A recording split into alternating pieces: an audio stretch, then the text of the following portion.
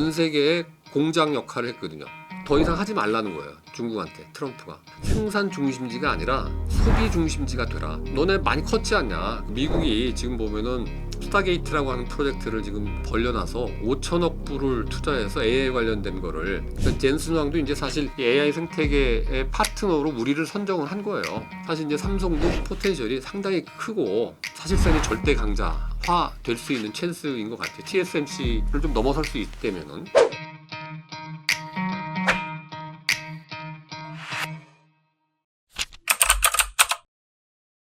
미중 정상회담은 이제 그게 사실은 그 전 세계의 이목을 가장 끌었던 이벤트죠. 그러니까 트럼프하고 시진핑이 만난 지도 오래됐고 그 트럼프 2기 출범하고 나서 처음 만나는 거죠. 그래서 트럼프가 이제 집권하면서부터 중국 때리기를 노고라 해서 뭐 상호 관세뿐만이 아니라 뭐 펜타닐을 근거로 해서 20% 관세 추가로 더 때리기도 하고 또 뭐 각종 기술 통제, 수출 통제 뭐 이런 걸 통해서 중국에 대한 압박을 되게 이제 강화했었죠.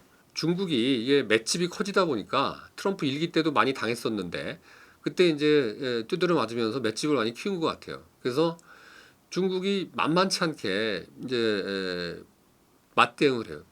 여기서 100% 때리면 자기도 똑같이 때리고 관세를 보복 관세를. 그래서 한때는 뭐 140%, 150%뭐 이렇게 막 올라갔다가 뭐 두 번에 걸쳐서 이제 관세 유예를 해서 원래 11월 8일까지 유예를 해놓은 상태였었거든요. 근데 그러다가 최근에 이제 또 중국이 히토류 수출 통제를 하겠다라고 하니까는 100% 관세 때리겠다 해가지고서는 뭐 일촉즉발로 이렇게 가다가 이게 둘 다 그게 이제 부딪히면은 둘 다 피해가 엄청나거든요.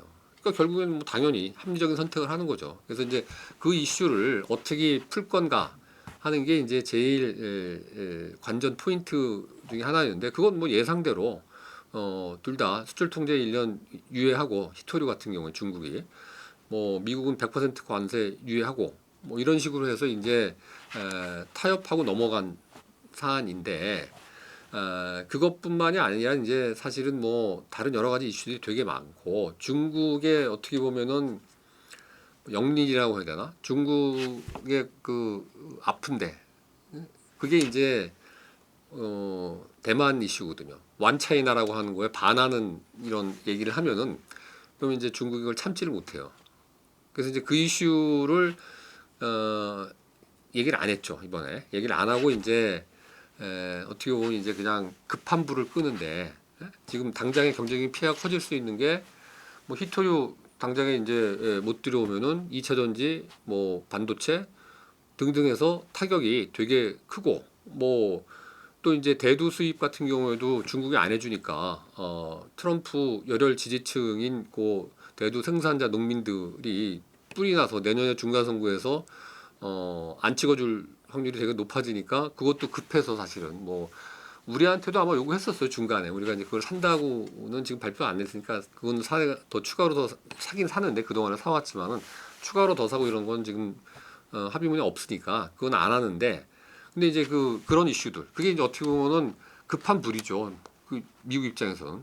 근데 보다 근본적으로는 이제 중국의 어떤 그 패권 경쟁에서의 지위를 확실하게 좀 밀어내는 게 목표라면은 그 이슈는 좀 안 건드린 것 같아요. 그러면서 이제 기술 통제 관련된 것도 반도체 관련된 것도 지금 장비를 포함해서 중국에다가 HBM도 못 팔게 하고 있고 뭐 이러고 있거든요. 그래서 그런 이슈도 크게 건드리진 않고 그냥 젠슨 황하고 얘기해봐라 뭐 이런 식으로 넘어간 것 같아요. 그래서 지금 미중 간에 이제 더 뭐를 얘기했을 수도 있어요. 그걸 다 공개를 하지 않았기 때문에. 그러나 이제 공개된 내용만 놓고 보면은 급한 불에 해당하는 사안을 일단은 수습을 하고 그리고 대화의 그 물꼬를 계속 튼 상태에서 이어가는 그래서 내년 4월쯤에 또 다시 만나서 협의를 진행해 가기로 하는 그래서 이제 뭐 중국이 대두 수입도 좀 다시 재개하고 뭐 이런 것들 뭐 미국 펜타닐 관세를 10%포인트 낮춰주고 뭐 이런 식으로 해서 이제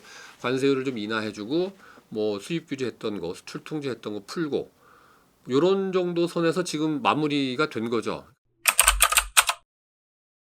기술 패권이라고 하는 그거에 있어서 확고한 위치를 유지하겠다라고 하는 미국의 입장은 전혀 바뀌지가 않았어요. 그래서 그런 면에 있어서의 어떤 경쟁이나 갈등 이런 거는 더 심화될 가능성이 상당히 많아 보입니다. 그러나 이제 관세 전쟁이라고 하는 어떻게 보면 이제 각계 전투죠, 일종의. 이게 트럼프 입장에서는 그걸 이제 상당히 중요한 정책 수단으로 활용을 해 왔고 앞으로도 물론 하긴 하겠지만은 지금 그 뭐 우스갯소리로 탁구라는 얘기가 지금 뭐 많이 언급이 되잖아요.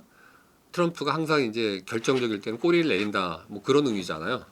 그래서 중국이 강하게 유일하게 어떻게 보면 이제 강대강으로 맞부딪힐 수 있는 이런 나라가 중국이고 실제로 그렇게 부딪혔었고 그 결과가 둘 다 이제 어느 정도 타협하고 뭐 수습하는 이런 거가 반복이 되어 왔거든요. 그래서 중국하고 관세를 가지고 또 얘기는 하겠지만은 뭐 이걸 갖고 또 반복적으로 하게 되면 중국도 똑같이 반복적으로 그건 할 거기 때문에 관세를 가지고 이제 중국을 위협하는 거는 뭐 이렇게 트럼프도 얘기를 했거든요. 본인 스스로 야 150% 관세 하면은 그게 무슨 사실 뭐 교육을 안 하는 거지. 예?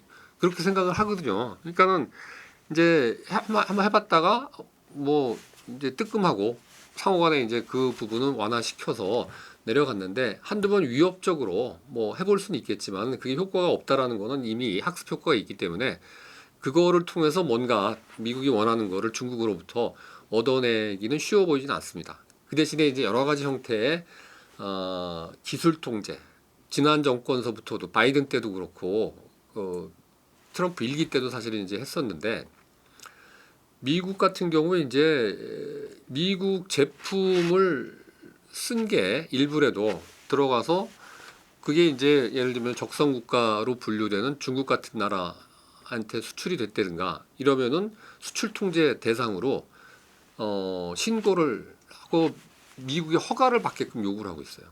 근데 그게 이제 어떤 부품이나 이런 걸 쓰는 거면 모르겠는데 소프트웨어를 쓴 것도 이제 문제를 삼는다는 거거든요. 근데 미국의 소프트웨어를 안 쓴 게 많지 않거든요. 웬만한 제품이.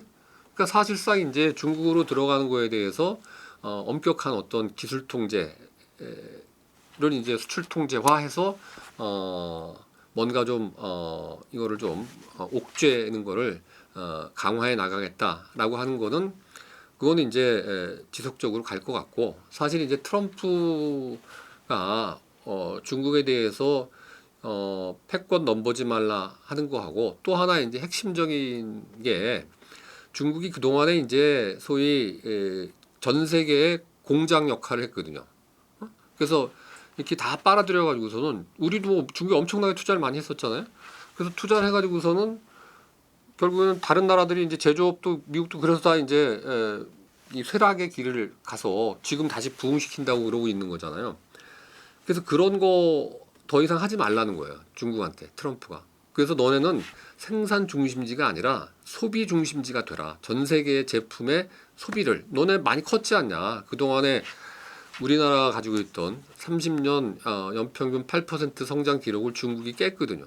뭐 관세뿐만이 아니라 사실은 이제 트럼프 노믹스라고 우리가 굳이 부른다면은 트럼프 이익이 들어와서의 여러 가지 이제 정책적인 특징 이런 것들이 몇 개가 있는데 그게 이제 안보하고 이거를 경제를 이제 연결시키는 걸 훨씬 더 심도 있게 해요. 그러니까 일종의 이제 그동안은 그런 얘기 여러 번 했지만 나토 같은 데도 이제 방위비 더 늘려라 이렇게 얘기하는 게 너네가 안보에 관해서 미국한테 그동안 무임승차 해온 거 아니냐.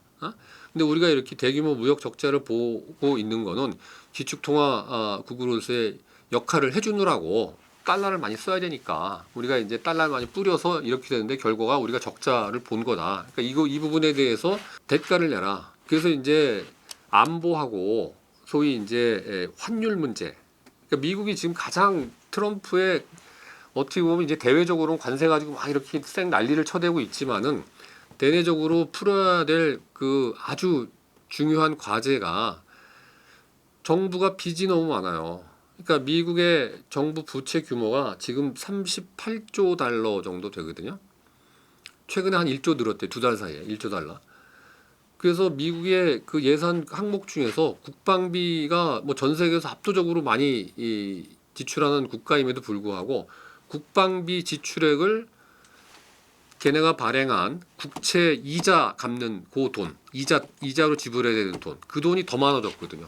그러니까 그만큼 부채 부담이 크다 보니까 이제 나라 살림을 하는데 어려움이 당연히 많으니까 셧다운도 하고 뭐 여러 가지 하여튼 복잡한 내부적인 문제가 생기는 거죠. 그래서 그 부담을 떨어야 되겠다라는 게 되게 크거든요. 그래서 지금 돌아가는 걸 보면은 관세는 이제 이렇지만은 사실 이제 거기에 병행해서 같이 봐야 되는 게 우리가 환율 이슈도 상당히 금리하고 관련된 환율 이슈도 뭐 계속 모니터링을 하고 뭐 어떻게 되는지는 좀 관찰을 하고 거기에 대해서 기민하게 대처할 수 있는 그리고 이제 대처할 수 있는 실탄도 보유하고 있어야 되고 그래서 제가 아까 말씀드린 게 이제 외환 보유고가 우리가 4,200억 불이 지금 글로벌하게 뭐 8위인가 9위인가 그래요 액수로는.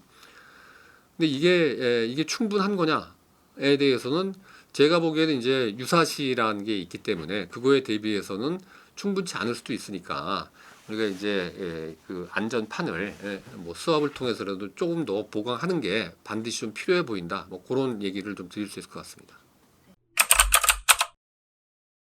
지금 그 어떻게 보면 이제 약간의 그 돌발 변수가 생긴 게 핵 추진 잠수함을 미국이 우리한테 건조하는 거를 물론 이제 필라델피아에서 하라고는 하지만은 그걸 허용을 한 거가 상당히 임팩트가 있습니다. 당장에 이제 중국도 그런 성명을 냈거든요. 그 핵 확산 조약, 핵 확산 그 방지하는 조약, NPT라고 하는 거, 그거 제대로 좀 지켜라. 그런 얘기를 했어요. 그래서 그 얘기 자체는 뭐 중국 입장에서는 이제 어떻게 보면 서해가 중국하고 우리가 이제 같이 이게 접해 있는 데잖아요.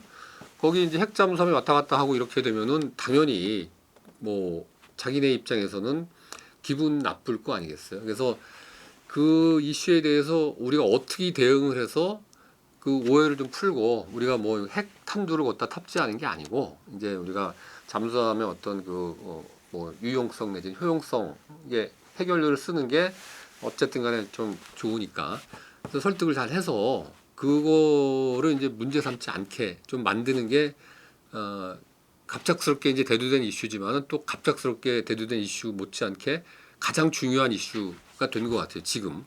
그리고는 이제 원래 우리가 좀 얘기하려고 했던 거는 그 동안에 뭐 사드 문제 이후로 한한령 이런 것들이 이제 뭐 일부 프로 단체 관광객 일부 허용해주고 이런 거가 있다고 해도 상당히 좀 제한적이고 여전히 이제 한류 컨텐츠 이런 거 제대로 이제 중국 내에서 소비가 안 되고 있고 뭐 이런 상황이거든요. 그래서 물론 중국하고 우리나라하고의 산업 구조 자체가 지금 최근 몇 년 사이에 상당히 바뀌었습니다. 옛날에 우리가 뭐 중간재나 원자재 이런 것들을 수출해서 거기에서 만들어서 중국 시장 그리고 제3시장 이렇게 팔고 그런 구조였다면은 중국이 이미 자립도가 상당히 높아져서 그런 부분에서는 우리가 경쟁력이 없어진 부분이 너무 많아요.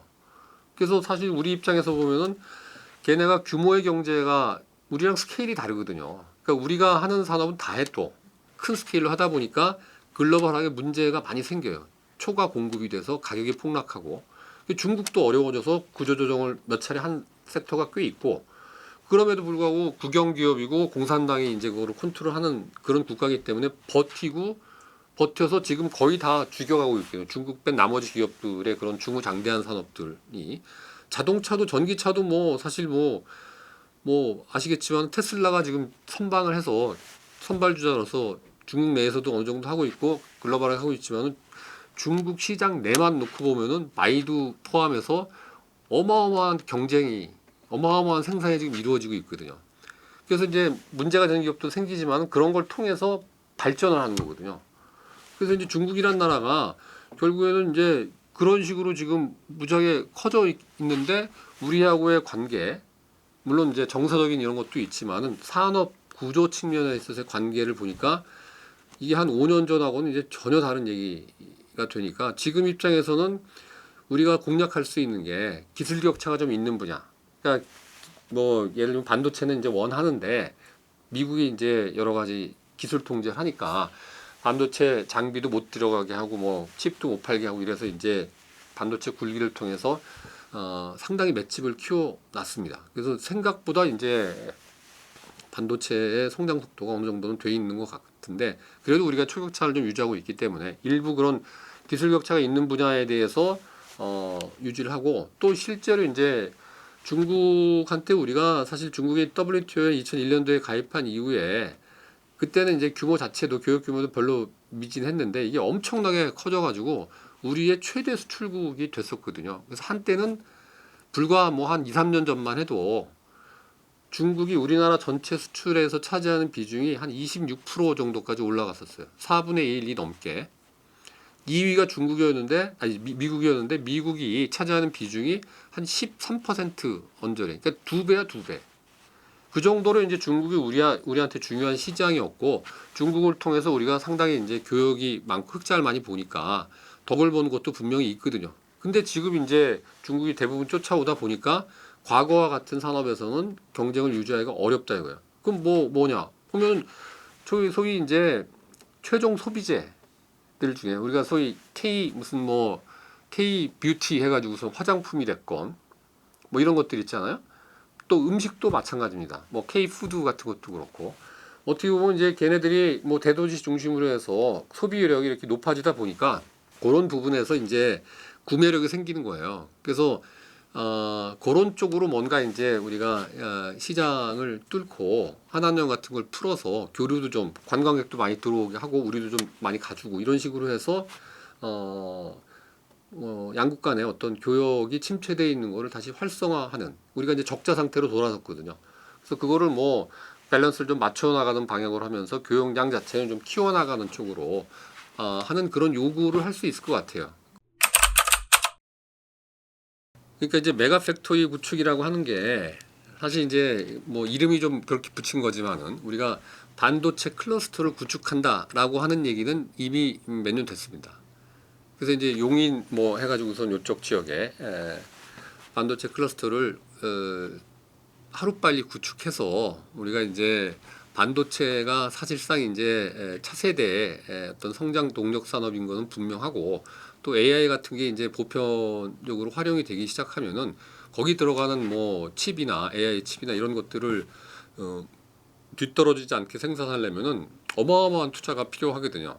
지금 그 발표한 내용에 이제 그 행간에는 이제 우리나라가 대만의 TSMC라고 하는 회사가 파운더리 쪽에서 절대 강자입니다. 그러니까 삼성 같은 경우에는 이제 메모리 중심이었고 요 그 엔비디아라고 하는 지금 세계에서 가장 이게 지금 시가총액 규모가 커져서 뭐 독일보다도 크다면서요. 그 엔비디아 시가총액이. 젠슨왕이 이제 그런 회사의 창업자인데 이번에 와서 이제 뭐 삼성 이재용 회장하고 현대차 정 회장 그분들하고 뭐 치맥 회동하면서 상당히 이제 돈독한 모습을 보여주고 그러면서 이제 대한민국 국민들이 반가워할 이런 소식을 전하겠다라고 했는데 이제 그게 사실은 우리나라가 지금 사실 AI에 무지하게 드라이브를 걸고 있는데 이게 이제 성공을 하려면 여러 가지가 맞아 떨어져야 되는데 그 중에 아주 중요한 것 중에 하나가 AI 칩을 제대로 조달하는 게 관건이에요. 근데 이제 그 칩의 생산량의 상당 뭐 거의 다를 사실상 거의 다는 아니지만 이제 압도적인 시장 점유율을 가지고 있는 회사가 엔비디아이기 때문에 이거는 절대적으로 공급이 부족한 품목이거든요. 그거를 안정적으로 예를 들면은 뭐 삼성이나 뭐 이런 데다가 우리 이제 그 뭐 네이버도 그렇고 이런 거를 하겠다는 회사들은 꽤 있거든요. LG도 그렇고. 그래서 이런 데다가 이제 안정적으로 좀 공급하는 계약을 또 하고 또 자기네가 그거를 만들기 위해서 필요로 되는 칩이 HBM이라고 하는 그거를 이제 하이닉스에서 납품을 해서 하이닉스가 지금 엄청나게 그쪽에 선두주자로 삼성을 제끼고 올라섰잖아요. 그래서 그 HBM의 어떤 안정적인 그거 이제 삼성도 그걸 개발을 되게 많이 해요. 그래서 그런 거를 삼성이나 SK 이 하이닉스로부터 이제 조달하는 거를 대규모 주문을 내면 그게 뭐 주문량 자체가 엄청나게 규모도 크고 이게 지금 한 번으로 끝나는 주문이 아니고 지속적으로 이게 장기간 그 수요가 지금 뒷받침이 되는 거기 때문에 우리 입장에서는 당연히 이런 회사들하고 협업을 하는 거는 엄청난 기회고 서로 간에 이게 지금 엔비디아도 삼성전자나 SK하이닉스가 있어야지 자기네 GPU 칩을 제대로 공급을 할 수가 있고 또 삼성이나 뭐 SK하이닉스에서는 판매처가 확실하게 돼 있으면은 또 거기에서 여러 가지 이제 미국이 지금 보면은 스타게이트라고 하는 프로젝트를 지금 벌려놔서 5천억 불을 투자해서 AI 관련된 거를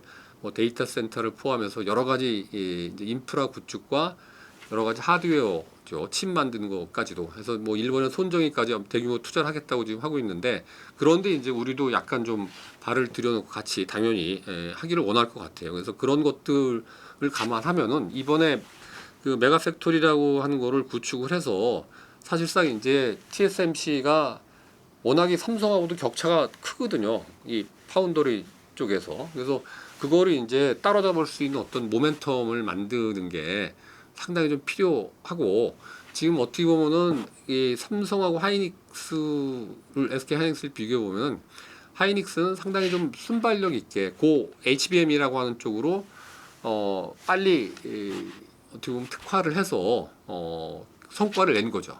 근데 이제 삼성 같은 경우에는 HBM도 이제 해서 뭐 HBM 이제 폰가 차세대 HBM을 생산해서 공급하기로 할 것 같아요 지금 엔비디아에다가. 그래서 그것도 이제 상당히 쫓아가는 형국이지만은 그거 말고 전통적으로 뭐 D램이나 이런 것들 레거시 반도체라고 하는데 절대 강자고. 그래서 이제 삼성은 어떻게 보면 이제 그 반도체 생산에 관한 어떤 파운더리도 지금 생산을 하니까 2위거든 삼성이. 그래서 전 세계적으로. 그래서 그런 그 토탈 시스템을 갖추고 있기 때문에 이 하이닉스하고는 좀 달라요. 그래서 이제 뭐 지금 HBM 관련된 거로는 하이닉스가 상당히 지금 아주 최근에 단기간 내에 그거를 치고 나가가지고서는 절대 강자 위치에 있지만은 나름대로 그게 이제 잘 돌아가고 있고 수요도 확보가 돼 있는 상태이기 때문에 당분간 갈 가능성이 많고 단기적으로 그리고 장기적으로도 이제 열심히 하겠죠 뭔가를. 그리고 이제 삼성 같은 경우에는 그거를 포함한 다른 아까 말씀드린 뭐 레거시 반도체를 포함해서 이런 분야에 좀 이렇게 토탈 프로덕션이 가능한 이런 시스템이기 때문에 사실 이제 삼성도 포텐셜이 상당히 크고 어떻게 보면 반도체에서의 사실상의 절대 강자화 될 수 있는 찬스인 것 같아요. TSMC를 좀 넘어설 수 있다면은 그러면 이제 입지가 되게 강화되는 거죠. 우리가 미국에서도 이제 투자를 많이 해서 미국이 또 반도체 자기네 나라 안에서 만들려고 요구를 하고 있잖아요. 그래서 이제 그렇기도 하지만은 기본적으로 이런 전부 미국으로 가게 되면 우리가 여러 가지 문제가 생길 수밖에 없거든요. 뭐 제조업 공동화 뭐 이런 것도 물론이고 이게 지금 우리가 쓸모가 있으니까 미국이 오라고 하는 거지 쓸모가 없으면 오라는 소리를 왜 하겠어요.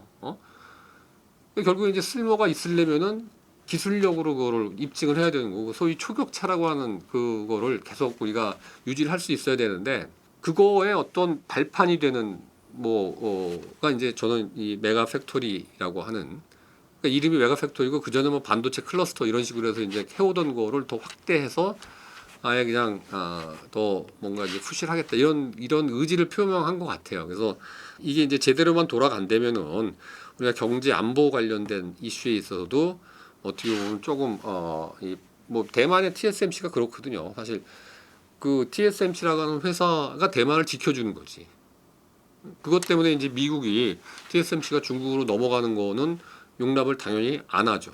그래서 이제 뭐 그렇게 비교하기는 좀 약간 좀 이상하긴 하지만은 그럼에도 불구하고 우리 입장에서도 반도체라고 하는 거를 계속 키워서 거기에서 뭔가 이제 그 레버리지를 항상 가지고 있어야지 우리의 존재 가치 우리가 살 수 있는 이런 방안이 되는 것 같아요. 그래서 그런 의미에서는 이제 뭐 메가 팩토리라고 하는 거가 상당히 이제 중요하고 또 미국이 이제 이번 에이펙 요걸 계기로 기술 안보 동맹을 좀 공고히 한 그러니까 젠슨 왕도 이제 사실 이 AI 생태계의 파트너로 우리를 선정을 한 거예요 사실상. 그래서 데이터 센터 같은 경우에도 우리가 소버린 AI 이런 얘기를 많이 하잖아요. AI 주권 그런 얘기를 많이 하는데 그거의 핵심이 이제 데이터거든요.